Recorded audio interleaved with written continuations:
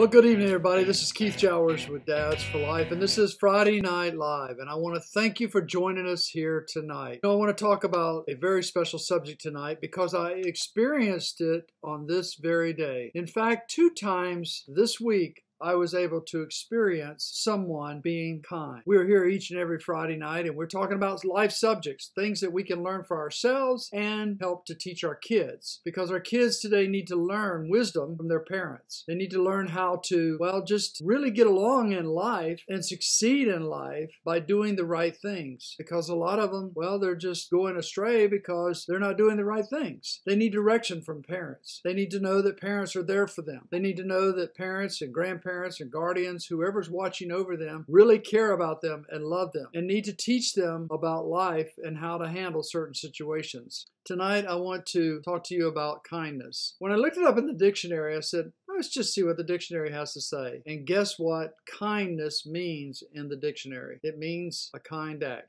Now, let's go a little deeper on that. I went to actually look in a couple of different areas to find out what is the dictionary really want us to learn about kindness. And they even said that it is an act, a kind act, but it also is the quality of being friendly, of being generous, of being caring, and being just concerned for your fellow man. You know, it can also mean being warm, being very helpful to someone. It can also mean that, well, you're just doing something to maybe help somebody get through financially, just handing them some money that they need and never expecting it back. Being kind has a lot of definitions to it. But what does it mean to you? Has anyone ever been kind to you? Have you ever been kind to someone else and not expecting anything in return? While being kind can sometimes show a sign of weakness by others, they can look at you being kind to them, could show a type of weakness. I can assure you that that's far from the truth. Being kind can show much strength, actually reserved strength that others may not know that you have until you're being kind to them. And then sometimes they think, well, I wish I could do that. I wish I could be that kind to others. And we all can. Seeing all the riots and protests going across our nation and our world, I think about all the young people out there who don't have a clue as to what respecting their fellow man means. They don't have a clue to know what being kind is because they're obviously not practicing it. And I kind of wonder how many parents would really be proud to know that's their children out there doing those kind of things. I think that when some parents who see their children when they get caught on the news and their 15 seconds of shame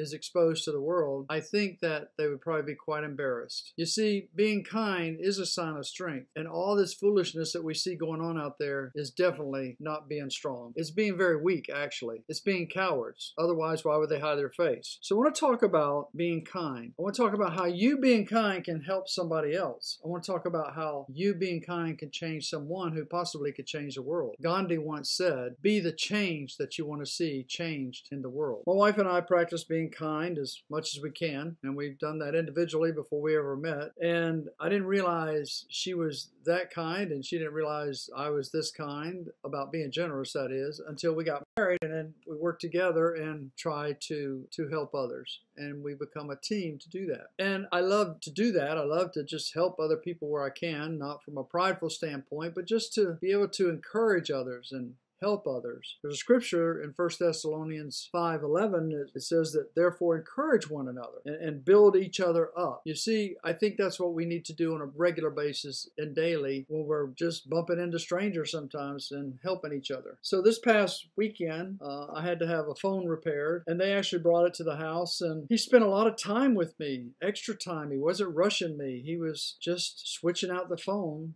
through the insurance program that we have. And he just enjoyed talking to me, and he was about 25 years younger than I am. And I said, well, you've been very kind today, and I really appreciate that, young man. And he says, sir, it's just something that we really like to do in our business, is to go beyond sometimes go that extra mile and help the customer. He said, besides, I just like to sit and talk to kind people. So it made me feel pretty good, but it's just the way that we are, is that we try to practice that. But today something happened to me that caught even me off guard, and I was just thankful, very thankful, what happening to me. So I went to Lowe's today to buy some lumber for a project we were doing, and I've really been working hard, and there was a lot of wood I had to deliver by myself here last night, and then today I had to go back for a little bit more wood. And the next thing I know, I had a big bandage on my neck. I'd had a lot of surgery and just recently, and it was really hurting. And so he could tell I was having a struggle, and because it was huge boards, I was lifting up by myself. And he says to me, "Sir, may I get that? May I get it?" I said, "What did the man say?" He said, "Oh, it's all right. I got it right." Well, he insisted. And then I turned around, and there's his son. And this is a very tall man, very strong man, and his son was the same. And his son was young,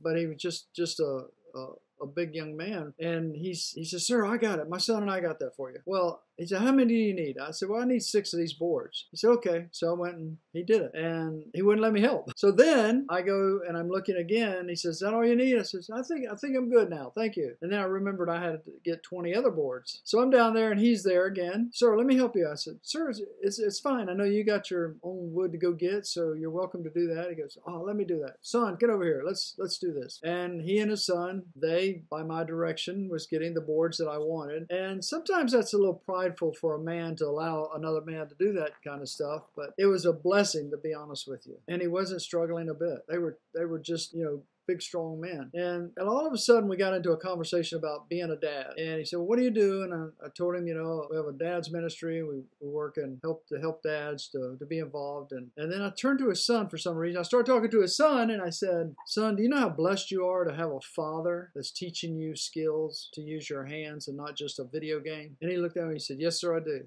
And I said, "Well, I am very, very proud that when I meet a dad like this that is investing in his son's life." And we went on and talked a little bit. And I said, "My dad died at 11 years old." And he just got really, really kind of looking at me. And he's like, it really bothered him that I had lost my dad at such a young age. And I said, "It's okay, young man." He said, "I had to learn on my own." And I said, "Well, I want you to know how blessed you are." And he said, "Yes, sir, I am." And the gentleman looked at me and said, "Thank you, sir." He said, "I've got 4 boys and a daughter, and I've taught them all how to use their hands and skills and put them through college, and still got these young men at home, and we're working and they're learning my trades." And he had many trades. You see, today it seems like that you go right out of college, you expect to make 6 figures or whatever, and we're losing a lot of skill labor because we're not encouraging them. If they don't go to college, it's okay to use your hands, because you're still going to need plumbers, you still need electricians. And he showed me some pictures of the concrete work they did and the carpentry work that they did, he and his sons, and it was absolutely amazing. So I'm just telling you that being kind is very important today. And I said, "Sir, the world needs to see what the 3 of us are doing right now." And then he looked at me, he knew what I was saying, because our lives are a little different. There's a different race involved, but we were just kind to each other. And it was a wonderful experience, I think, for me, and it was a wonderful experience for this young man to see that 2 men were able to interact like that. And I said, I just want to come home, and I want to really think about this lesson tonight on Friday night, and I want to be able to express this from my heart, that being kind and teaching your children to be kind and generous, showing love, because that's the way God would want it, that you are not being weak as a parent to do that. Your children are going to be stronger because you're doing that. Being kind is very important in today's world. Teaching your children to be kind is very important. We at Dads for Life, we teach a lot of things for the last 16 years, and that's what we do here, because we want to encourage.